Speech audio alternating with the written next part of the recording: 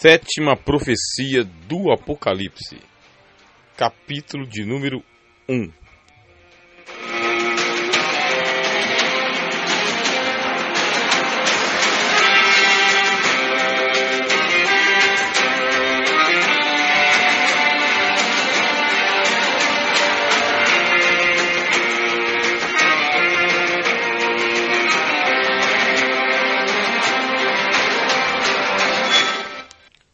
Escreva, pois, as coisas que você viu, tanto as presentes como as que estão por vir.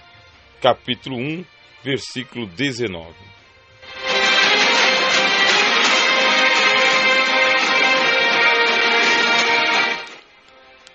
A sétima profecia, ela diz respeito aos eventos que estão predeterminados para acontecer. Preste bastante atenção. A história do Senhor Jesus Cristo, tanto a sua primeira vinda quanto a sua segunda vinda, é uma história eterna. Você deve entender uma palavra que no grego nós pronunciamos aion. O que é um aion? Aion é uma ocasião de tempo que nós traduzimos no português por século.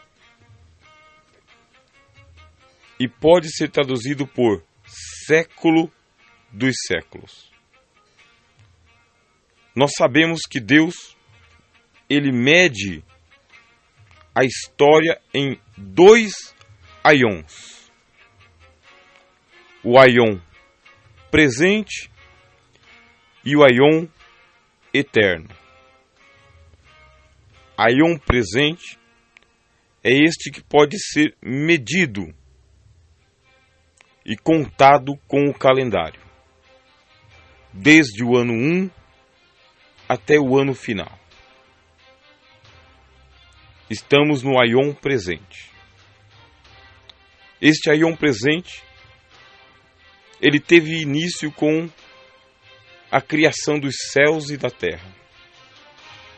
E ele vai até a extinção dos céus e da terra. Aion presente.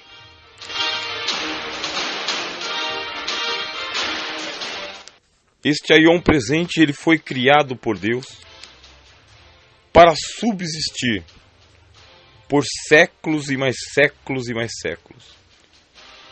E ele deveria ser estendido por milhares e milhares de séculos, como se ele fosse um aion eterno. Mas isto não é possível mais. Não é possível por causa da contaminação do mal. Os seres angelicais que foram criados por Deus no início de toda a criação e se tornaram testemunhas da criação de Deus, eles venderam a sua alma ao mal. Cometeram graves pecados contra este aion, contra este século. Deram origem a toda sorte de malignidade e rebelião que se possa imaginar. E nesta rebelião se uniram com eles também os homens, por intermédio de Adão. Por causa disto, este aion que nós vivemos, a idade presente, o século presente, está contaminado pelo pecado. E por isto, Deus datou o tempo presente para que um dia ele chegue a termo, ele chegue ao fim.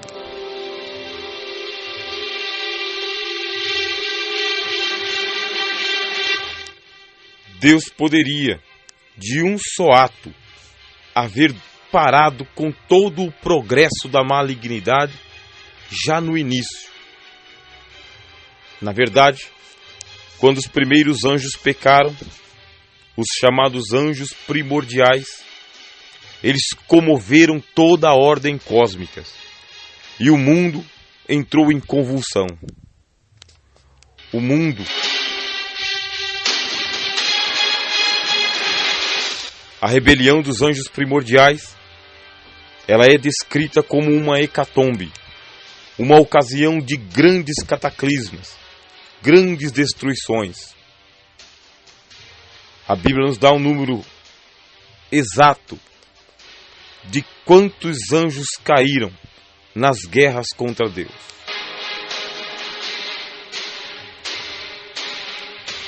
Uma terça parte de anjos. Anjos poderosíssimos, quais não possamos nem sequer imaginar. A Bíblia nos diz que estes anjos que se rebelaram foram aprisionados por Deus em um lugar chamado Tártaros.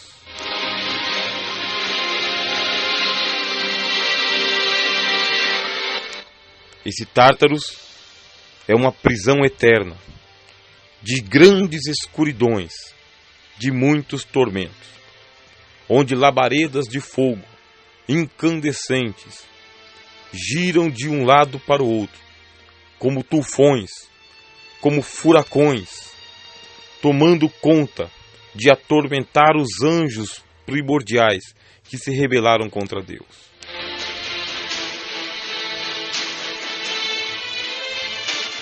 Mas a queda dos anjos ela foi progressiva, atingindo casta após casta, raça após raça de anjos, até alcançar a casta dos querubins, aonde estava o querubim protetor, que é conhecido por nós como sendo Lúcifer, Beelzebul, Satanás, príncipe das trevas, o adversário de Deus, o inimigo, o mentiroso, aquele que elevou o seu coração contra Deus e contra toda a ordem da criação.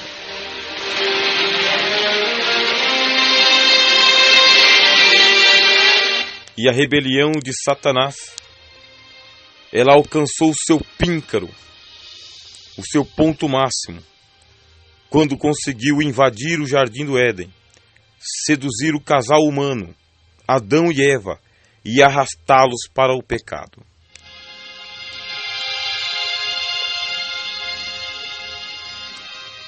A partir daquele momento, a humanidade foi feita refém de Satanás. Ele é o sequestrador da humanidade, aprisionando os filhos de Deus na mesma condenação que ele, no mesmo pecado que ele, e mantém, desde o Jardim do Éden até o livro do Apocalipse, a humanidade sequestrada aos plenos olhos de Deus.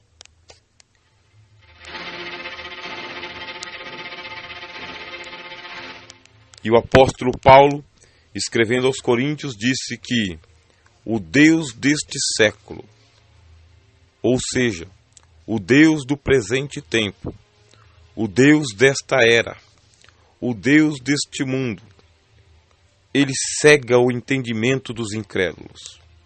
E isso deve ser traduzido assim: existe uma divisão entre o aion presente e o aion futuro, entre este que nós vivemos e aquele em que Deus vive. Este nosso tempo, ele era para ser permanente.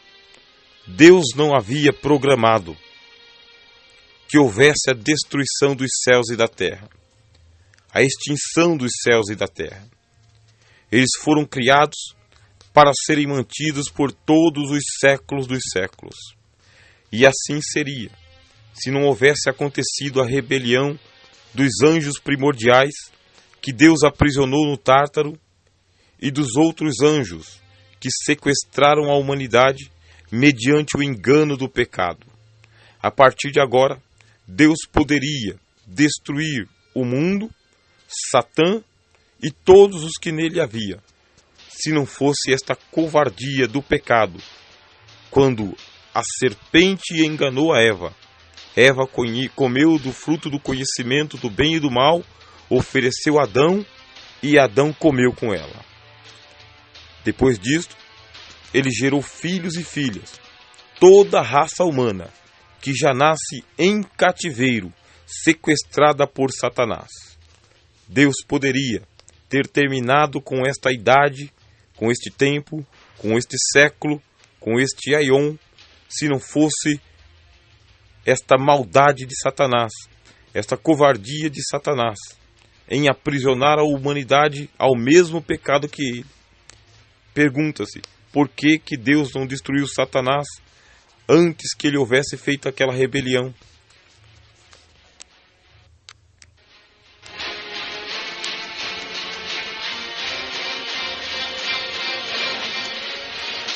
Abraão nos responde: longe de Deus condenar o justo com o ímpio, o inocente com o culpado. Deus é o juiz de toda a terra.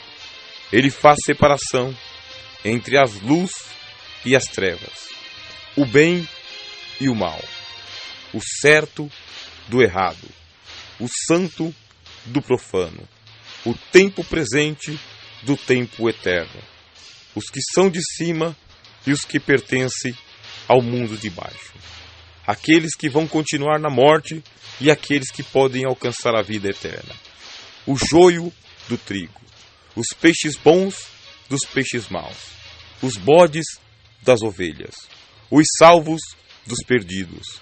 Deus sabe fazer a separação perfeita entre aquilo que pode ser salvo e aquilo que não pode ser salvo.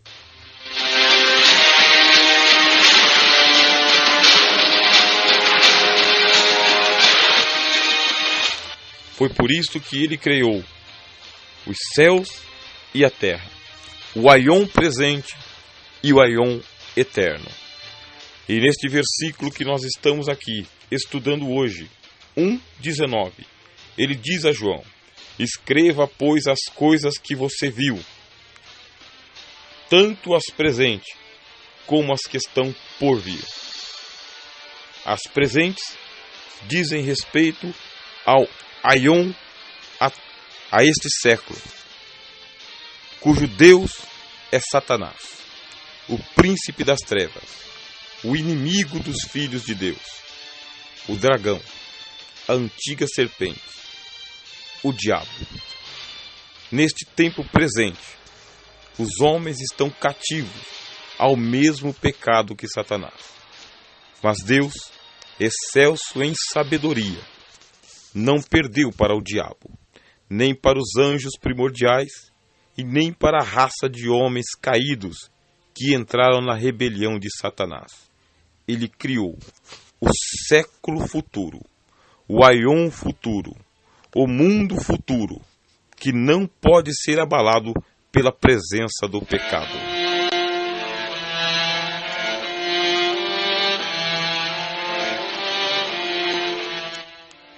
E o aion futuro não é como o aion presente. O século que há de vir não é como este século. Porque no século passado, o pecado entrou no mundo por um homem feito do pó da terra. Criação de Deus, na verdade, mas passível da queda. Tanto é que ele foi enganado por Satanás, sequestrado por Satanás, cedendo as chaves da morte e do inferno ao diabo. Estou falando de Adão.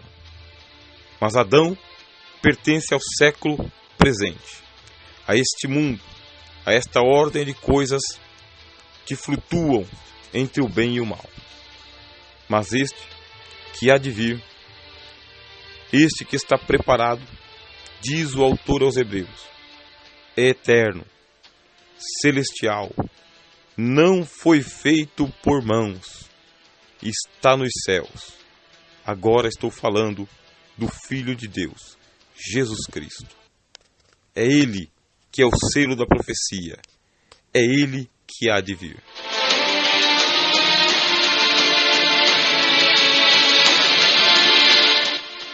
Neste século que nós estamos vivendo, tudo pode acontecer entre o bem e o mal. Mas o que há de vir não será assim. O apóstolo Pedro, escrevendo na sua segunda carta, diz: nós aguardamos os novos céus e a nova terra, nos quais habita a justiça. Deus poderia ter esperado que todas as coisas se consumassem naturalmente, pela ordem da natureza, por meio de terremotos, maremotos, cataclismas e toda a sorte de acontecimentos. Acontece que Deus, Ele é o autor da história. Ele é o Senhor dos céus e da terra. Ele não precisa aguardar que as coisas aconteçam.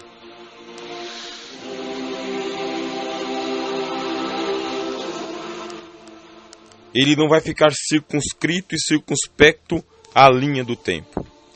Deus tem o seu próprio tempo. Enquanto para os homens existe Cronos, que é o tempo do calendário, para Deus existe Kairos, que é o tempo da sua própria vontade.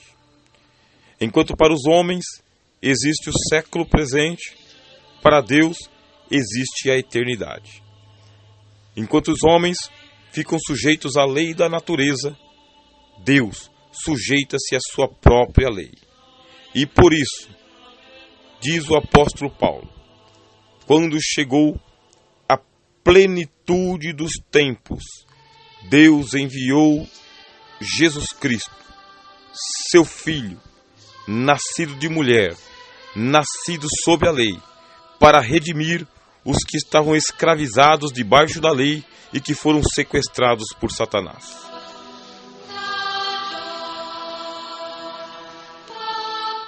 Cristo entrou no tempo presente e Ele abriu uma fissura, uma fresta, uma porta nos céus, para que o tempo presente possa ser interrompido a qualquer momento por aquele que é maior, o Logos de Deus, o Filho de Deus.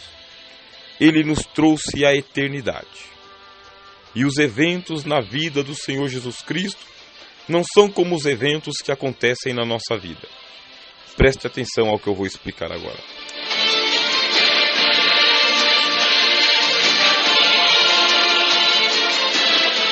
Nós temos uma vida animal, uma vida terrena, uma vida comum, uma vida aprisionada às demandas deste tempo. E por causa disto, nós possuímos livre escolha. E com a nossa livre escolha, podemos decidir se vamos trabalhar ou se vamos deixar de trabalhar.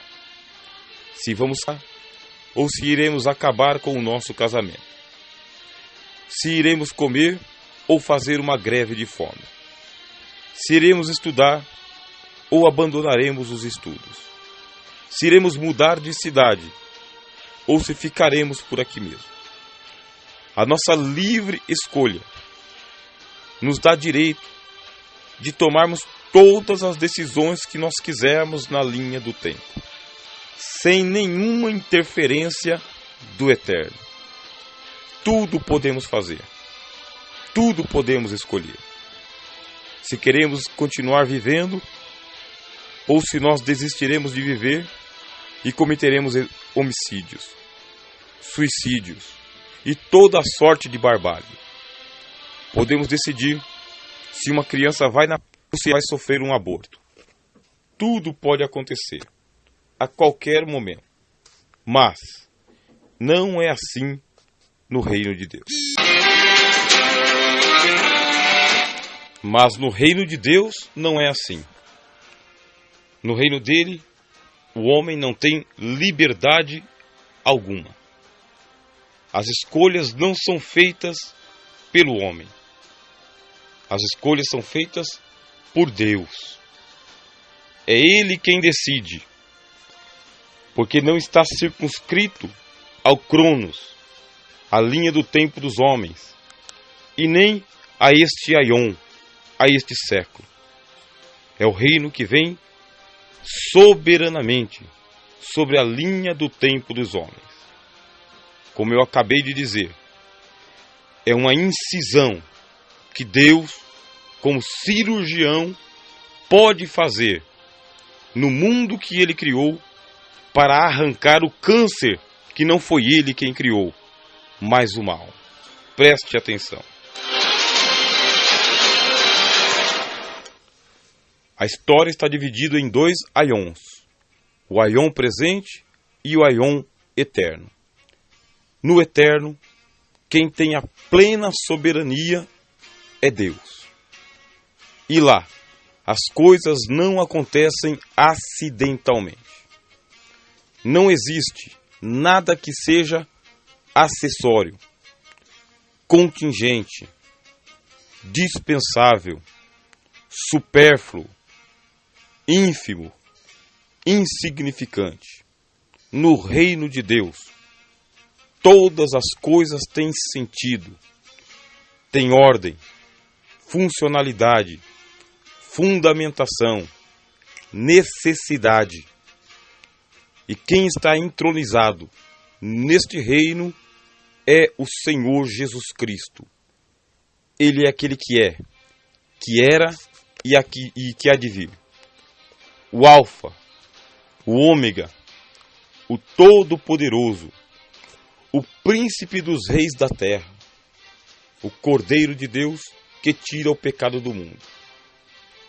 É Ele que é a Palavra de Deus, o Verbo de Deus, a Espada de Deus, a resplandecente estrela da manhã. No reino dele, a sua palavra é determinante, é soberana, é precisa, é incisória. Neste século, que é o século eterno, Jesus Cristo é o Senhor.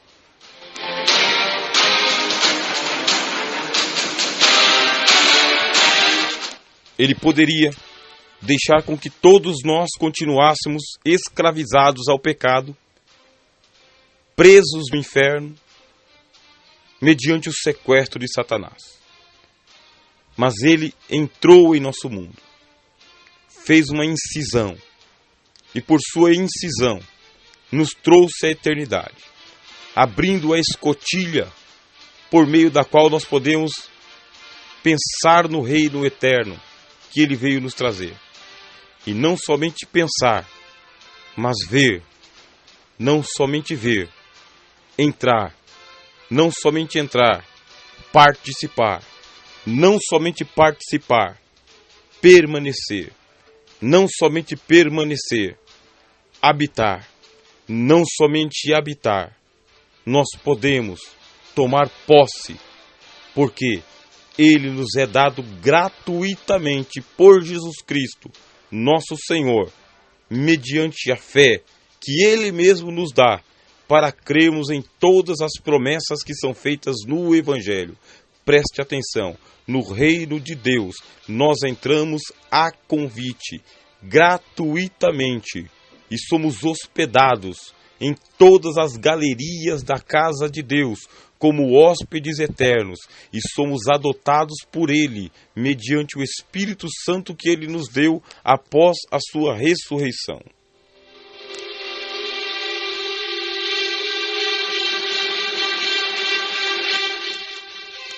A ênfase que eu quero dar é a seguinte: João escreve as coisas que são, o tempo presente, mas também escreve sobre o tempo futuro, o tempo eterno. E no tempo eterno existem coisas que estão predeterminadas para acontecer, e a liberdade humana que nós temos não pode fazer coisa alguma para alterar esta história de Jesus Cristo, que foi escrita por Deus para acontecer. Ele deve escrever, e o que há de vir virá. Ele deve escrever, e o que tem que acontecer vai acontecer, porque não se tratam de assuntos de ordem mundana. não se trata de escolher qual presidente que vai governar. Não se trata mais de escolher com que pessoa vai se casar. Os fatos que estão descritos no Apocalipse estão pré-determinados pela soberana vontade de Deus e ninguém pode impedir que eles aconteçam. De vez em quando, você vai assistir alguns filmes criados nos bastidores de Hollywood, dizendo que um grupo de super-heróis consegue impedir que o cometa caia na Terra, que uma onda gigante engula as cidades, que um terremoto seja impedido. Mas estas fantasias de Hollywood não têm espaço na profecia bíblica.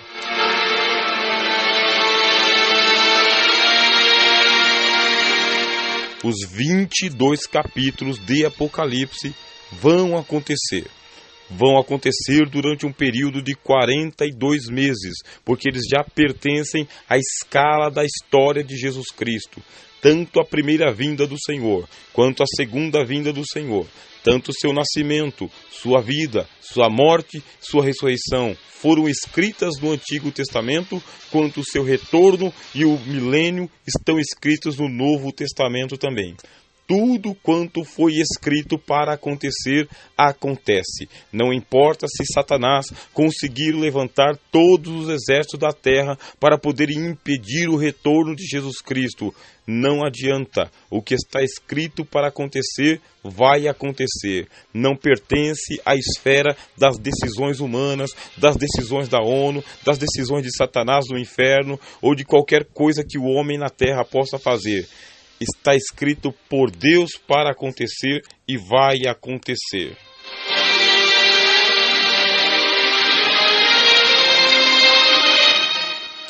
A história está dividida entre Aion presente e Aion eterno. O Aion presente, Deus criou e entregou aos homens, aos filhos de Adão. Mas os filhos de Adão, eles foram sequestrados por Satanás. E o Aion presente está com os dias contados. Neste, os homens podem andar ou deixar de andar. Fazer ou deixar de fazer. Escolher ou escolher não escolher. Mas no Aion de Deus, o homem entra de joelhos. No Aion de Deus, o homem entra sem nada. No Aion de Deus, o homem entra mudo. No Aion de Deus, o homem entra carregado por Deus. Lá não há autonomia para o homem. Não há soberania para o homem. Não há direito de escolha para o homem.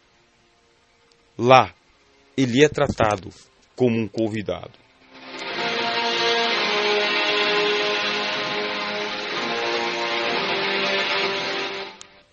Somente se alcançar a cidadania celestial, que é uma concessão de Jesus Cristo, é que o homem será chamado filho de Deus e será reconhecido como um cidadão dos céus, integrante da família dos filhos de Deus. Então, sobre estes, Deus colocará uma coroa de vida, uma coroa de glória, uma coroa incorruptível, e lhe dará direito de comer da árvore da vida e do rio da água da vida, e a permanecer para sempre com a liberdade dos filhos de Deus.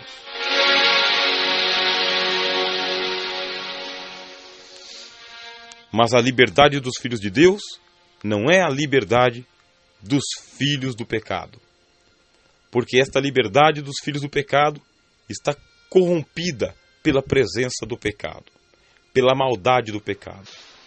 Ela serve às insídias do pecado. E esta liberdade que nós temos aqui na terra não serve para nada no que diz respeito à salvação das nossas almas.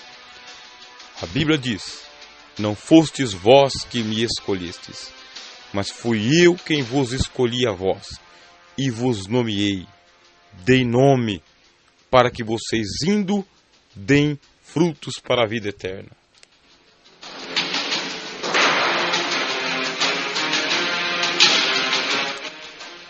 A sétima profecia é uma grande revelação sobre os limites da liberdade que nós temos e a liberdade que nós não temos.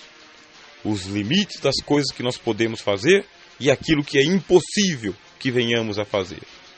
Os limites daquilo que nós podemos interromper e a nossa incompetência para parar aquilo que Deus vai fazer, sem consultar a vontade humana.